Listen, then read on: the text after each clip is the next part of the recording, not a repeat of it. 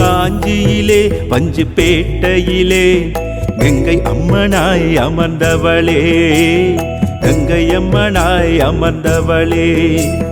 தேவதையாய் கிராம தேவதையாய், தேவதையாய் கிராம தேவதையாய் இங்கு வந்து அமர்ந்தவளே, இங்கு வந்து அமர்ந்தவளே. நல்லவரம் தந்திடுவாய், நன்மை பல செய்திடுவாய். நல்லவரம் தந்திடுவாய், நன்மை பல செய்திடுவாய்.